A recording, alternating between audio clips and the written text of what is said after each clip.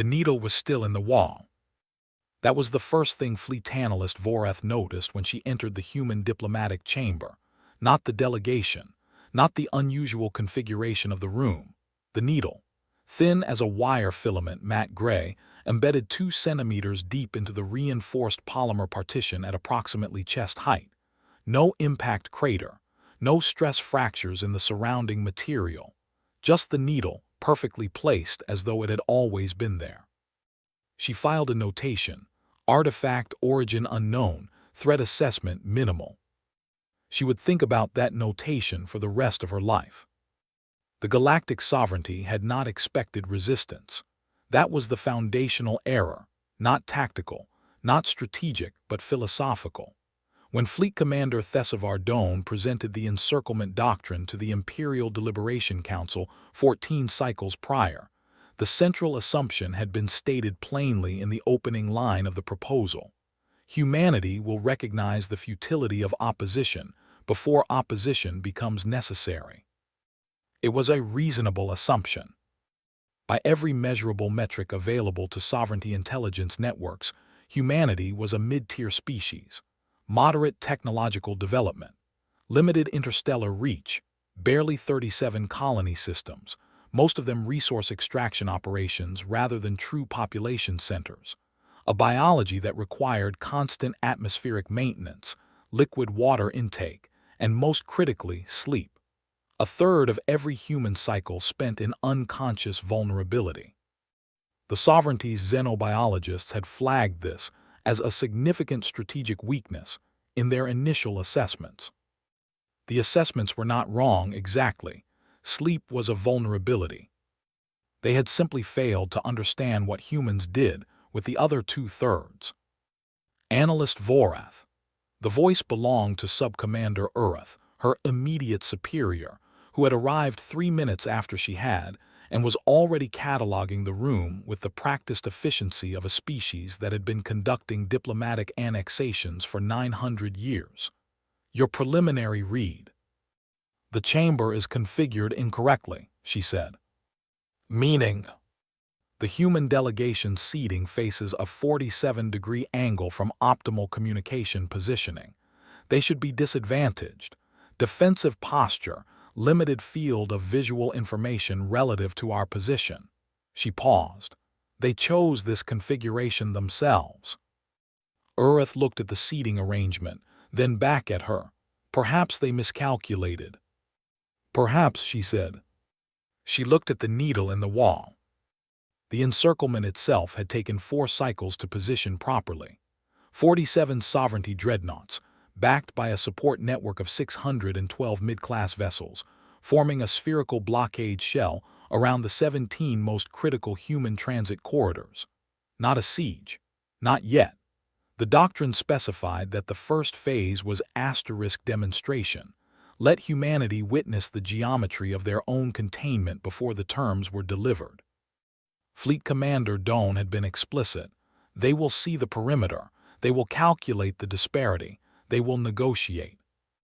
What happened instead was the first mystery. Nothing happened. For 11 days following the completion of the encirclement, human space went quiet. Not the quiet of panic or scrambled communications. The monitoring arrays would have caught that signature. This was the quiet of routine. Human commercial traffic continued inside the perimeter. Mining operations ran their scheduled shifts. Agricultural colony transports moved between worlds on their usual schedules.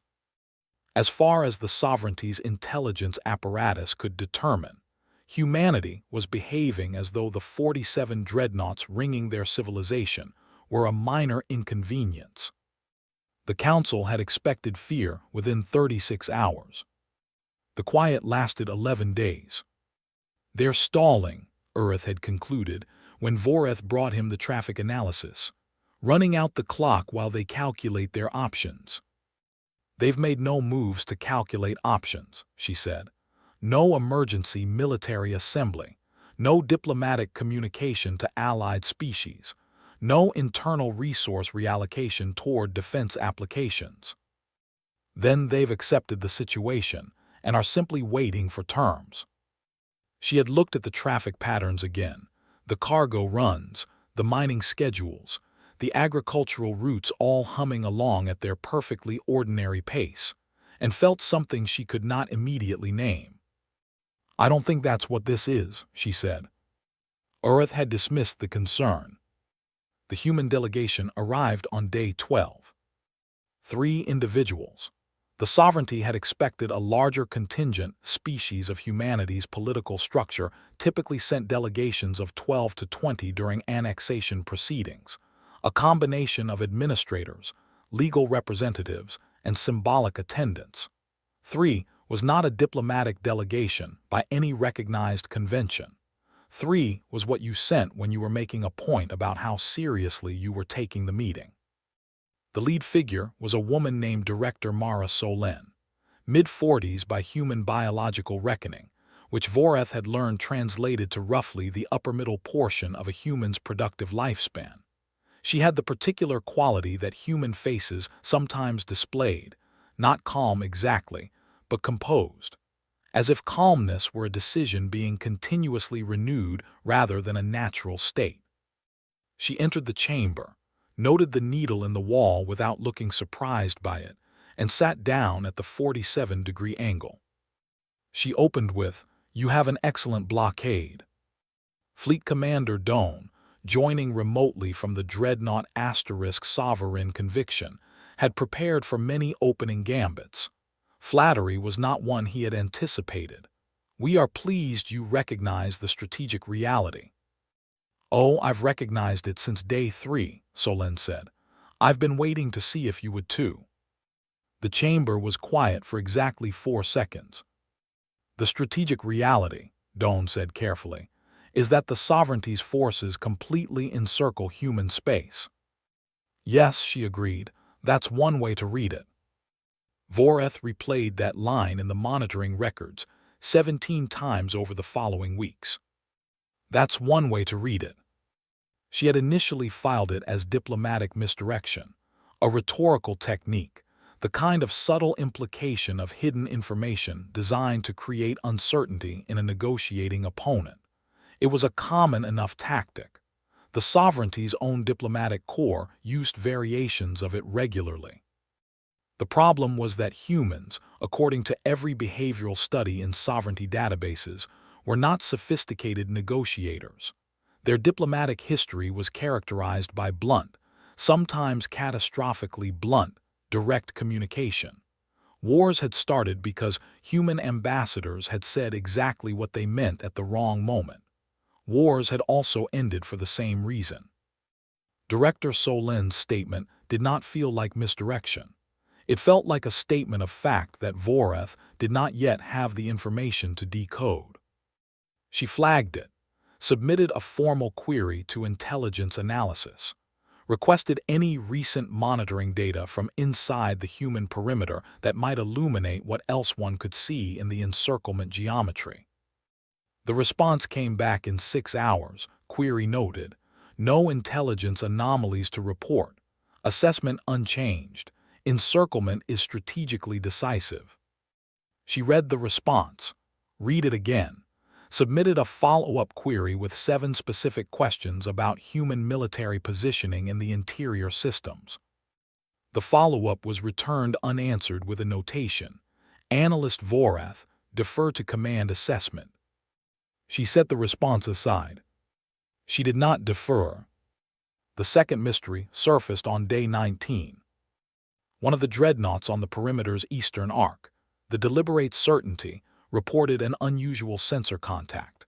Not a vessel, not a weapon signature, a pulse of electromagnetic radiation in a frequency band that the sovereignty's instruments flagged as non-functional, too narrow to carry meaningful data, too irregular to be interference, too precisely aimed to be natural emission. The Deliberate Certainty's * communications officer logged it as sensor noise and moved on. Voreth found the log while cross-referencing the traffic pattern data she'd been quietly compiling. The pulse had originated from inside the human perimeter. Its trajectory, when she calculated it, did not point toward any human colony or installation. It pointed toward the outer boundary of the perimeter, at a specific section of empty space between two dreadnoughts. She calculated the angle 3 times. The precision bothered her. Sensor noise did not achieve this kind of angular specificity, neither did interference. The pulse had been aimed at something, or aimed through something, with extraordinary deliberateness. There was nothing there. She checked the records 4 times, empty space. No object, no vessel, no structure.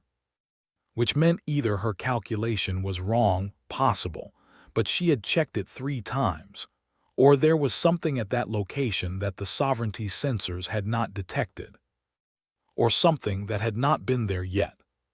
She put the data in a secondary file she'd started keeping separately from her official submission record. The file was already 11 pages. "You are concerned," Earth observed on day 22, finding her still at her monitoring station an hour after the shift change. He did not phrase it as a question. "The human delegation hasn't submitted to any of the standard annexation protocols," she said.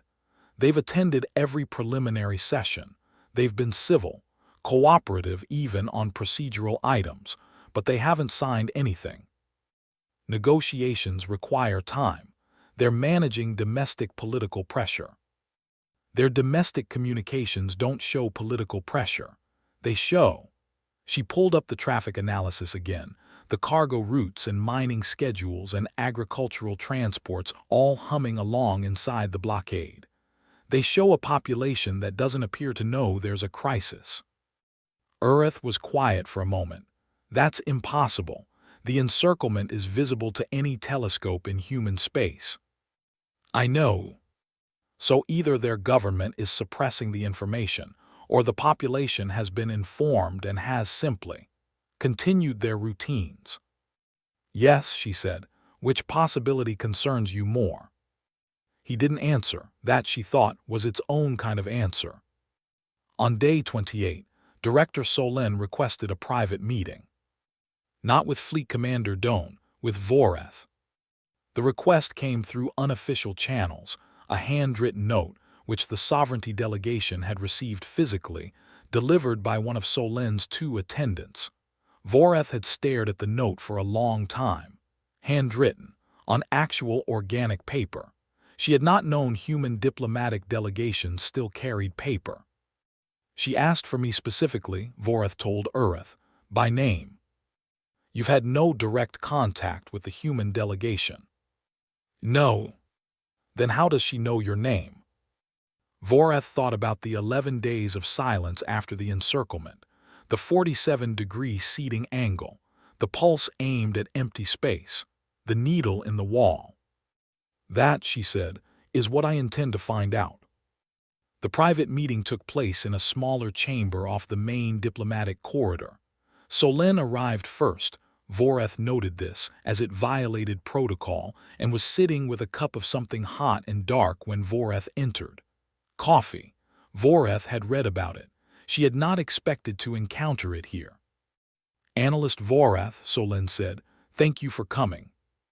You requested a meeting through an unusual channel. I needed to speak with someone who was actually paying attention." Solin wrapped both hands around the cup. "Most of your delegation has already decided how this ends. They're just waiting for the paperwork. You're the only one who seems to be still asking questions." "What questions do you believe I should be asking?" Solin smiled. It was not a reassuring expression. "What happened to the needle in the wall?"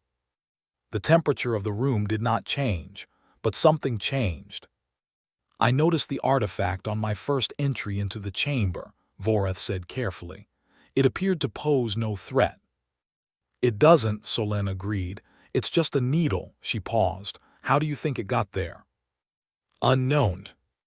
2 centimeters into reinforced polymer. No impact crater, no stress fractures." Solin looked at her. "Our advanced team didn't bring tools. Your team swept the room before we arrived. So the needle was placed after your sweep and before our arrival in a window of approximately 11 minutes by a member of my delegation using nothing but their hand." Voreth processed this. That's not physically possible for your species. No, Solen agreed pleasantly, it isn't. The silence lasted longer this time. What are you telling me? Voreth said. I'm telling you that the individual on my team who placed that needle didn't do it to threaten you. They did it because they were nervous, and they had to do something with their hands, and that's what came out. Solen took a long sip of her coffee. I'm telling you this so you understand the difference between what our people look like and what our people are, because I need you to understand that difference before the next 72 hours happen. What happens in the next 72 hours? Solen looked at her with those composed eyes, the calmness that was a continuous decision, and said, Your fleet commander issues the final annexation ultimatum, and we say no. The ultimatum was issued on schedule. Fleet Commander Doan delivered it with the practiced cadence of someone who had delivered 8 previous annexation ultimatums in his career, all of which had resulted in compliance within the specified window. The terms were standard sovereignty annexation protocol, full political incorporation, resource allocation to sovereignty central distribution, dissolution of independent military command, transition of administrative authority, not destruction. Not even particularly harsh by the standards of galactic governance, just the end of human independence as a meaningful concept. The window for compliance was 48 hours. The human response came in 36 minutes. Director Solen transmitted it personally. No ceremony, no preamble. 4 words delivered in the same composed tone she used for everything. We respectfully decline, Commander. Doan, aboard the Sovereign Conviction, looked at his communications officer. The communications officer looked back at him. Neither spoke for a moment. Then prepare the enforcement demonstration. Target the Kelius mining installation. Non-lethal. We destroy the infrastructure, leave the personnel intact. Standard protocol. The Sovereign Conviction's * weapons system charged. The targeting data locked on Kelius Station, a mid-sized extraction operation orbiting the 5th planet of a system 12 light minutes inside the perimeter. And then the third mystery arrived, and it arrived all at once. Kelius Station was already gone. Not destroyed, not evacuated, gone. The infrastructure, the personnel, the entire orbital installation, absent. The Sovereignty's targeting systems found nothing at that location except empty orbital space.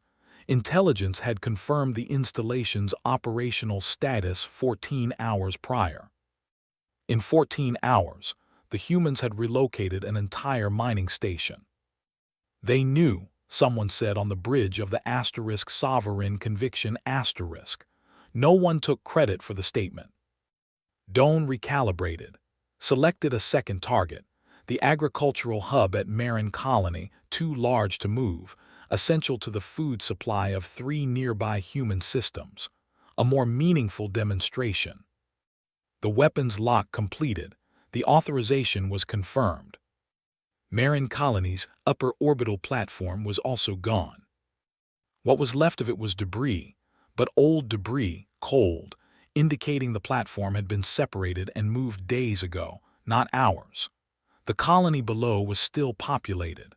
The planet itself couldn't be moved, but everything above it that could have been a weapon or a leverage point or a target had been quietly, systematically stripped away and relocated. Doan chose a third target. Then a fourth. Then he stopped choosing targets and sat in silence for a very long time.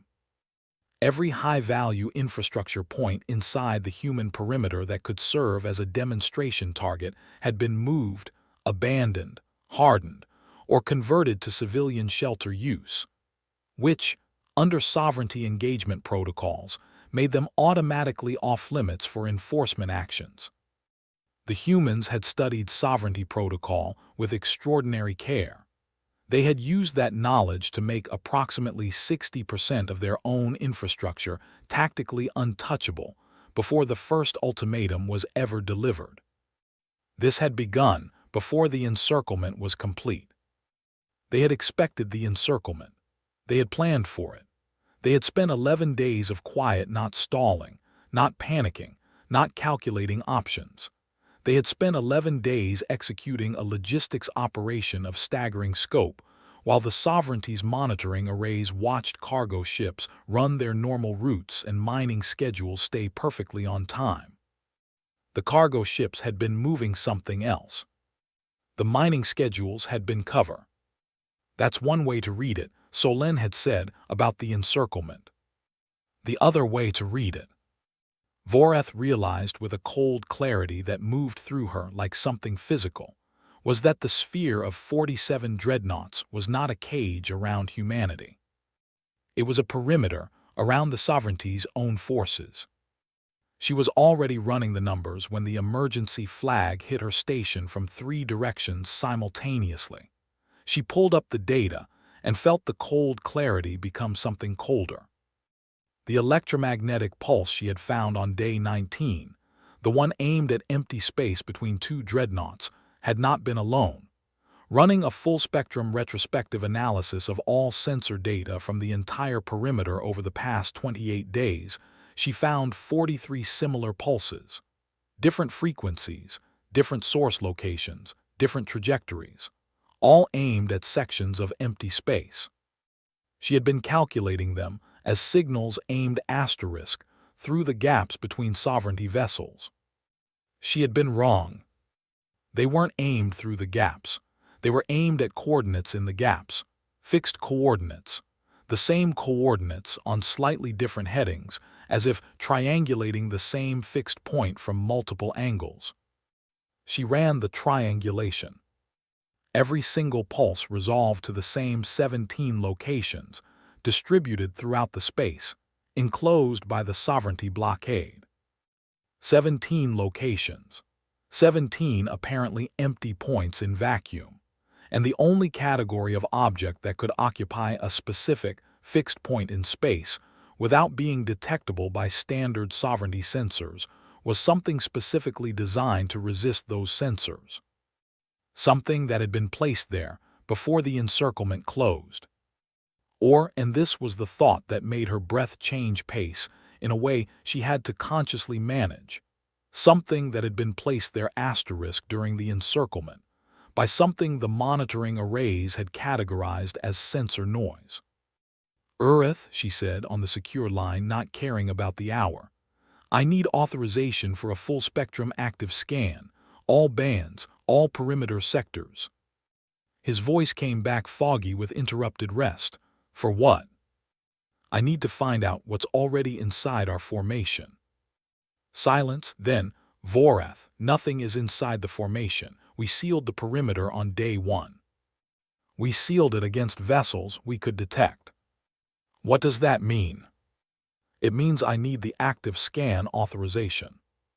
He gave it to her, because whatever was in his voice in that moment was not confidence. The active scan took 4 hours to run and compile. The results came back, and Voreth sat with them for 21 minutes before she transmitted them to command. She used those 21 minutes to check every part of her methodology 3 times, because she needed to be certain before she said what these results meant. She needed to be completely, undeniably certain, because what the results described was not possible by any technology in the sovereignty's catalog, and she did not want to be the analyst who had made an error of this magnitude. She was not making an error. Distributed throughout the space enclosed by the 47 dreadnoughts, dispersed in a pattern that, she now saw, would have looked like random empty space to any passive scan but formed a specific geometric structure when mapped, were 73 objects. Not ships, too small, but not weapons either, or not weapons as the sovereignty classified weapons. The electromagnetic signature suggested some form of localized field generation capacity, compact power sources, and components she could not identify. Each object was approximately the size of a personal transport module. Each was cold, no active emissions, which was why passive scanning had missed them entirely. They were dormant. They had been placed inside the perimeter before or during the encirclement's construction, through the exact sensor gaps created when you aligned 47 dreadnoughts in a spherical formation.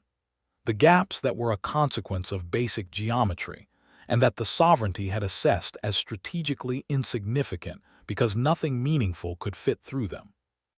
The humans had built something specifically designed to fit through them. The question that had been burning in her for 28 days, the question she had been building toward without knowing it, finally formed completely. What were these objects waiting for? She transmitted the scan results to command. Fleet Commander Doan saw the data 17 minutes after she sent it. He immediately opened a direct channel to Director Solen.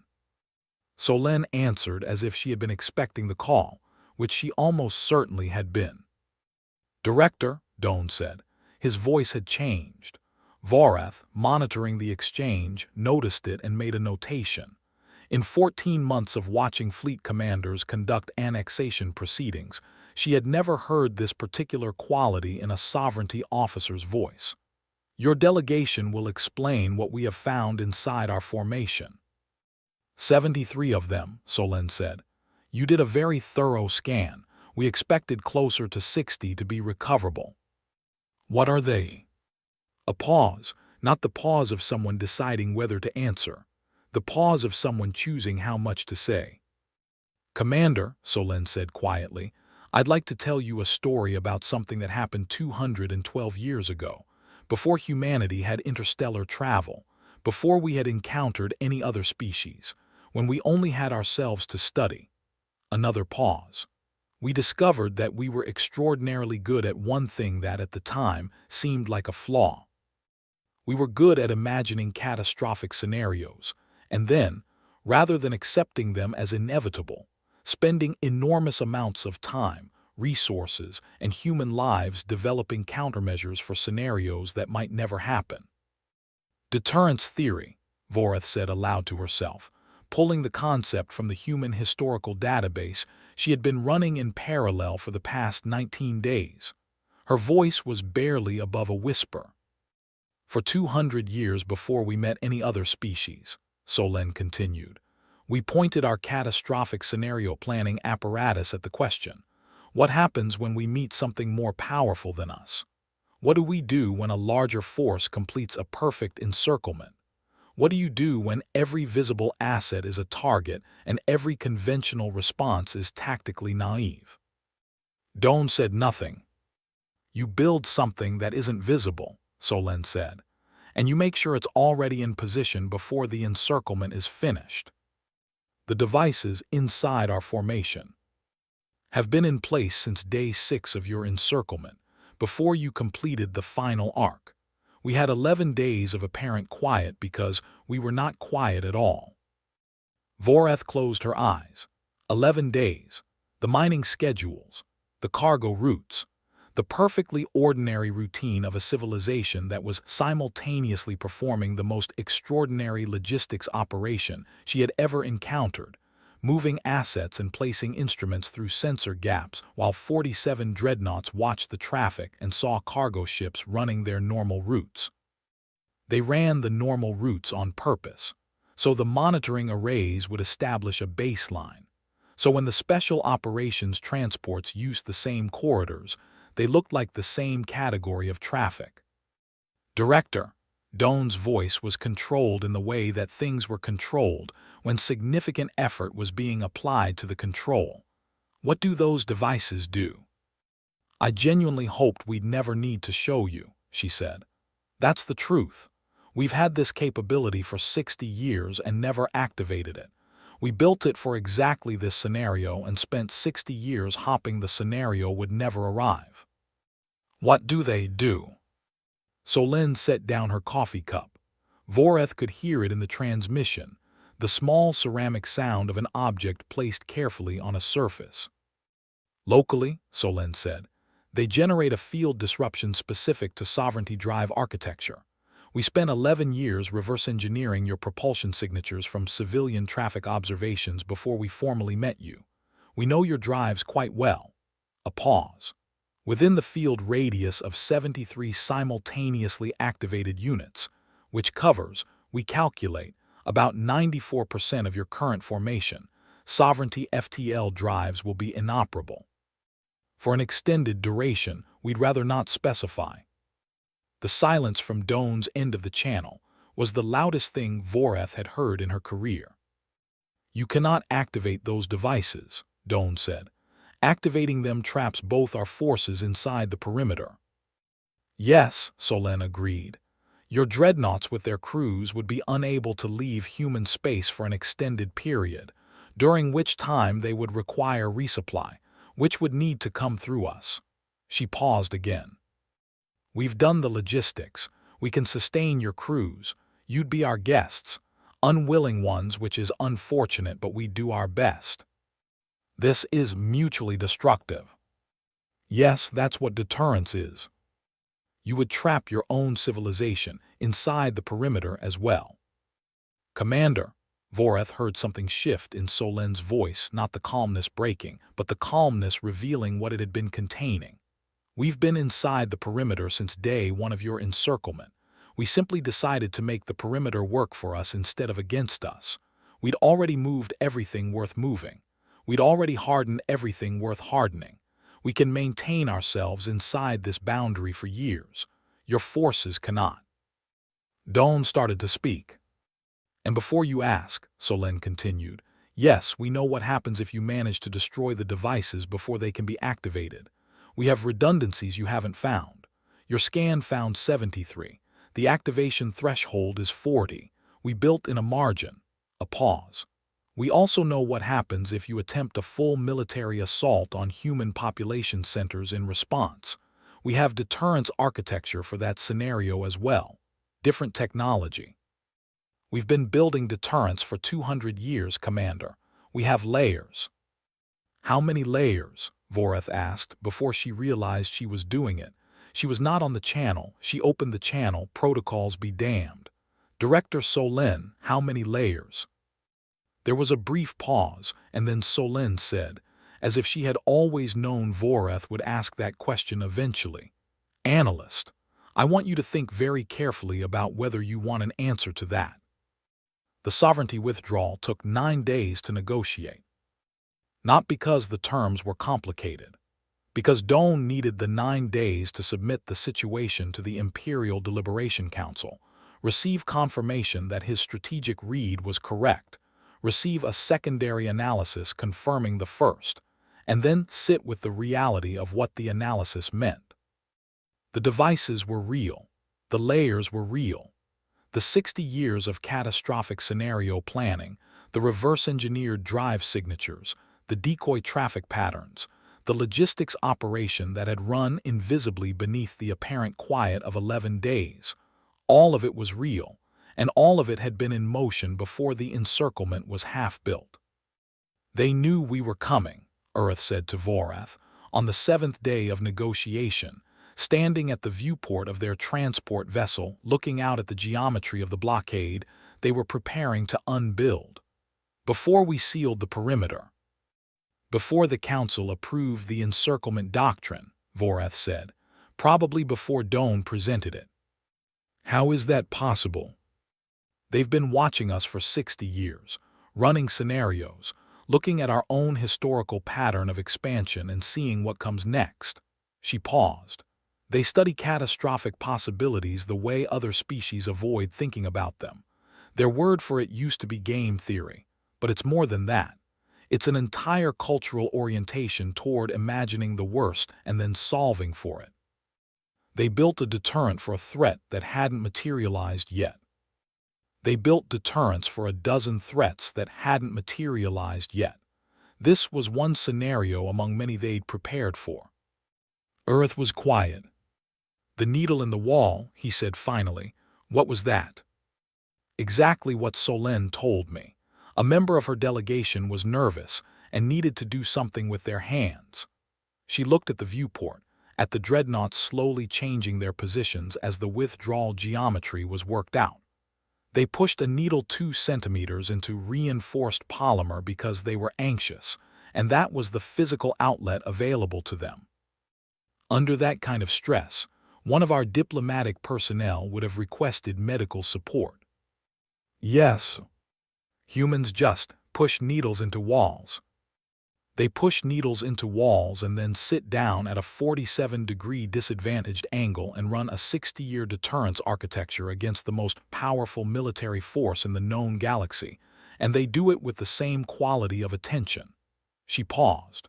They are nervous in ways that make them more focused, not less. Fear is not incapacitating for them. It's directive. Urith turned from the viewport. Vorath, what are the other layers she mentioned? I don't know. You didn't ask. She asked me if I genuinely wanted the answer. She met his gaze. I decided I didn't. The final session with Director Solin took place on day 37, as the withdrawal coordination reached its last phase. Vorath attended alone. She had requested it.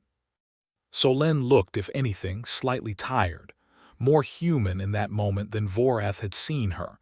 She was holding her coffee cup but not drinking it. What did you want to know? Not a question, Vorath said. I wanted to tell you something. Solin waited. I reviewed the historical record of your deterrence development programs. 212 years, as you said. The early ones were crude. Some of them killed the humans who built them. Accidents during testing, structural failures, incidents involving the earliest field generation prototypes. Vorath had spent 3 nights with that record. People died building the system that just stopped our fleet without firing a shot. Yes, Solin said quietly. They died for a scenario that was 2 centuries away. They died for a scenario that might never have arrived. That was always the gamble.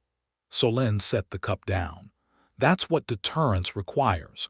It requires spending lives and decades and resources on something you hope never gets used. If it works, you never see it work. You just see the thing that didn't happen. How do you sustain that? Politically, culturally. How do you keep building something across 200 years and dozens of governments and generations of people who will never see whether it was necessary? Solin looked at her for a long time. The composed expression, the calmness that was a continuous decision, was fully present, but Vorath could see now what was beneath it. Not calmness at all. Something much more complicated and much more costly. We tell stories, Solin said. We tell stories about the last time we weren't ready. We have a lot of those stories. We remember them very carefully. She paused. Your council called us a mid-tier species. Limited interstellar reach, moderate technology, vulnerable biology. She glanced at the needle still in the wall. You weren't wrong about any of that. We are all of those things.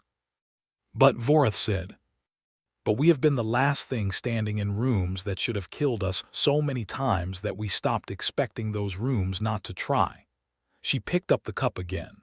We didn't build the deterrence architecture because we were certain you were coming. We built it because we had stories about what happens when you're not ready, and we decided we didn't want another story like that. The 47 dreadnoughts withdrew over a period of 3 days. The Sovereignty fleet moved out of human space in the careful, graduated sequence that the withdrawal agreement specified. Vorath monitored the process from the diplomatic transport. As each dreadnought crossed the old perimeter boundary and entered open space, she watched the sensor feeds that were still tracking the 73, and however many more objects distributed inside the formation's former position. They remained dormant. They were never activated. The deterrent had worked exactly the way deterrents were supposed to work, completely, invisibly, by never becoming necessary. She thought about the people who had died during the testing phases 200 years ago, who had built the first crude field generators and been killed by failures in prototypes, who had given their lives to a scenario that might never arrive, to an outcome they would never see, to a peace that would not be tested for generations. She thought about the 11 days of apparent quiet and the invisible logistics operation running beneath it. She thought about Director Solin sitting at a 47-degree angle in a chair that was tactically wrong for her, perfectly composed, running a deterrence architecture 6 decades in the making, waiting to see if it would be enough. She thought about a nervous human being, in the minutes before a meeting that might determine the fate of their civilization, pressing a needle into a wall because they needed somewhere to put what they were feeling.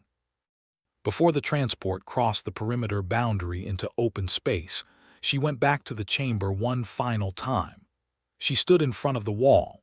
The needle was still there, matte gray, thin as a wire filament, embedded 2 centimeters deep with no impact crater.